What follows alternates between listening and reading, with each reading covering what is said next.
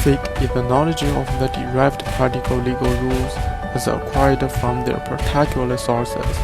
However, later the science of fiqh has been included with various branches of legal rules on transaction, family matter, offences, constitutional and international issues, and rules related to worship or adab.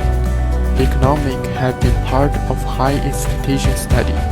It is not just about money. The discussion is broad and has various branches of discussion. Similar with economic, fiqh have broad discussion that later led to Awai fiqh, and it plays an important role both in Islam and in the economic. Economic is a social science that investigates how people, institution, and community make optimization within the context of scarcity conditions. Three components compose the economic perspective: scarcity and preference, purposeful behavior, and marginal analysis, based on comparisons of marginal cost and marginal gain.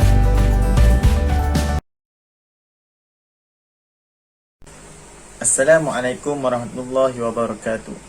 My name is Muhammad Iqbal Mujaddid.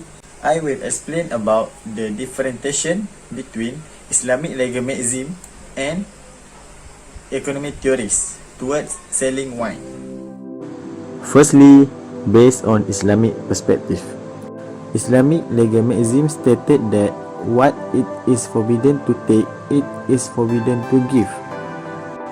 Based on the legalism, wine is one of the examples for this statement. It has been supported in Hadith Sunan Ibn Majah.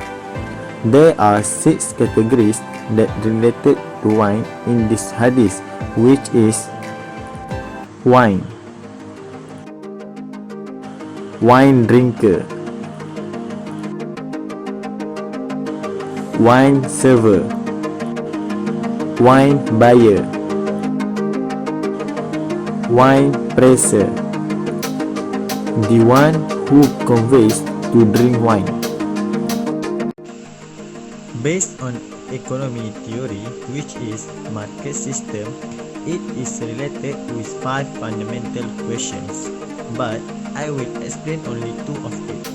First, what will be produced? The products and services will be generated only for ongoing benefits, not for ongoing loss. For them, wine always gives them benefits. Second, who will get the output? In brief, the person who has lots of money can gain that products. SDG that related in this question is SDG number 3, which is good health and well-being.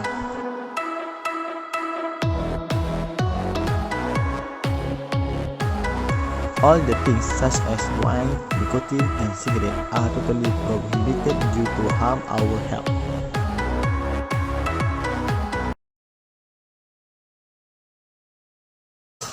Hi and Assalamualaikum. My name is Siti Afika bin Zakaria. I will talk about the severity point of view from legalism and economic theories. Any transaction is allowed in Islam regarding legalism under the principle in transaction or thing is permissibility. However, if the product or transaction has illegal and prohibited element on it, so the product is no longer permissible. For instance, buying alcohol. In this issue, we will discuss about counterfeit shoes from famous brand which is Adidas. As we know, counterfeit item is really hard to detect as they really good faking the product. Even though Adidas has make a patent or copyright for their shoes, there are always no ways to avoid counterfeit item. Thus, from Islamic and general perspective, this action recognized as stealing other ideas and prohibited in Sharia. For economic theory, it will related with gross domestic product (GDP) calculation, which is counterfeit product fall under black market and this transaction will be excluded in the calculation. Apart from that, we are also concerned that these illegal activities will affect one of the Sustainable Development Goal (SDG) that we want to achieve, which is decent work and economic growth. To make this short, counterfeiting market can make unemployment increase and the GDP decrease. This is because many people losing their job because of this industry. People who want shortcut will enter the counterfeiting industry since they cannot afford a place in legal industry which is more safe and secure.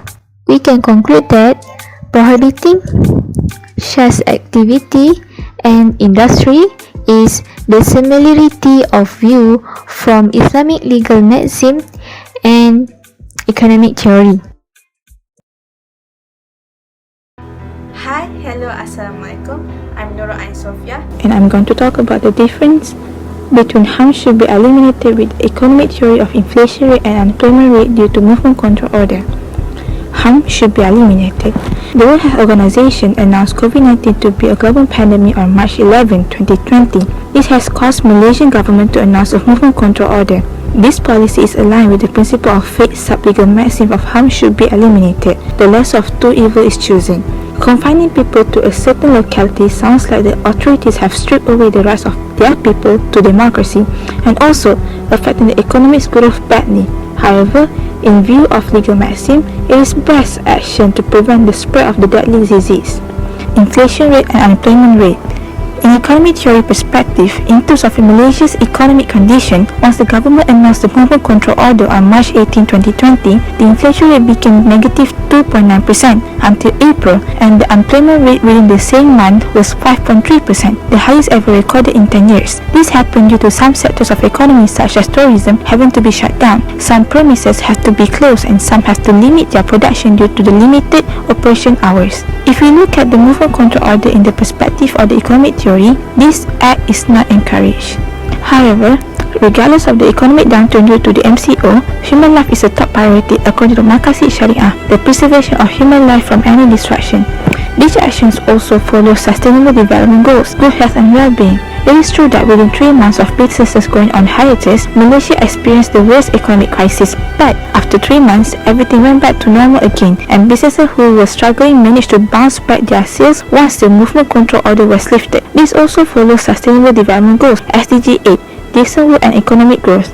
If the government did not react fast or act nonchalantly over COVID-19 cases, Malaysia could go into a worse economic and health scenario. Bismillahirrahmanirrahim. My name is Muhammad Ihsan bin Jasni. So I'm going to be presenting to all of you about the difference between the economic theory supply and demand and the legal maxim hardship begets facilities and what is the connection between both of them and the selling of face masks during COVID-19 times. What we need to understand about this legal maxim is it brings the fact that if Muslims face any hardships in performing what Allah obliged all Muslims to do, laws will be flexible and ways of ease can be picked for certain situations. Allah stated in the Quran, A'udzubillahi minasyaitonir rajim, yuridullahu bikumul yusra wa la yuridu bikumul usra. The meaning of this verse is Allah wants ease for all of you and He does not want hardships for you. From Surah Al-Baqarah, verse 185. Next, we are going to talk about economic theory, supply and demand, which is very important for daily life of humans. Basically, it is an economic theory that explains how supply and demand are related to each other and how that relationship affects the price of goods and services. It is crucial to know that when supply is more than demand, the price of item will increase, and when demand is more than the supply, the price tend to increase. In the beginning of COVID-19 situation, the demand for face masks increased exponentially because everyone want to have face masks as protection from the virus. The ones who have money had bought them in big quantity. Inevitably, supply of face masks went down. When the supply decreased, demand of face masks increased. And when demand is more than supply, the price tend to increase.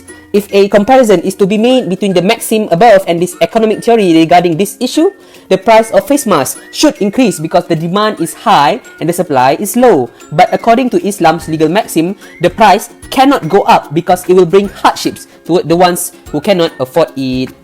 We can relate the situation with the 9th SDG, which is industries, innovation and structure. Manpower are needed to control the machines that make face masks. Therefore, face mask industries must recruit more workers to work in their factories. In order to innovate the factories of face masks, which will help in manufacturing more masks, machines and technologies must be upgraded. This will not just raise the profits for the face mask industries, but it will also help in increasing the supply of face masks in Malaysia, which in turn make the price of face masks normal.